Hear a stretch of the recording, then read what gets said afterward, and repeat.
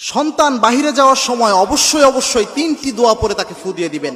আমাদের অনেকের সন্তান স্কুল কলেজ বিভিন্ন জায়গায় যায়, অনেক মায়েরা এ সময় কি পরে ফু দিয়ে দিবে সন্তানকে? বাহিরের হাজার বালা মুসিবত, রোড ঘাটে অনেক সময় অ্যাক্সিডেন্ট হয়, এগুলো থেকে নিরাপত্তার জন্য সন্তানকে কি পরে ফু দিবে এটা অনেকেই জানে না। অবশ্যই তিনটি পরে সূরা পরে সন্তানকে ফু দিয়ে দিবেন, তিনটি দোয়া পরে। এই তিনটি দোয়া রাসূল সাল্লাল্লাহু আলাইহি ওয়াসাল্লাম নিজে প্রেসক্রাইব করেছেন এবং অত্যন্ত অথেন্টিক হাদিস, সহিহ হাদিসের মাধ্যমে এই তিনটি দোয়া প্রমাণিত। রাসূল সাল্লাল্লাহু আলাইহি ওয়াসাল্লাম, সাহাবা একরাম এই তিনটি আমল করতেন। প্রথম যে দোয়াটা রয়েছে এটা তিরমিজিতে হাদিস এসেছে, রাসূল সাল্লাল্লাহু আলাইহি ওয়াসাল্লাম নিজে বলেছেন।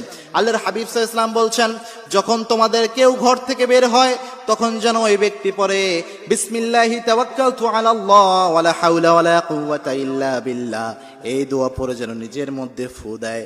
এটা যদি পড়তে পারে ওই ব্যক্তিকে আল্লাহ নিজে হেফাজত করে দেয়। সুবহানাল্লাহ। কোনো ব্যক্তি যদি ঘর থেকে বের হওয়ার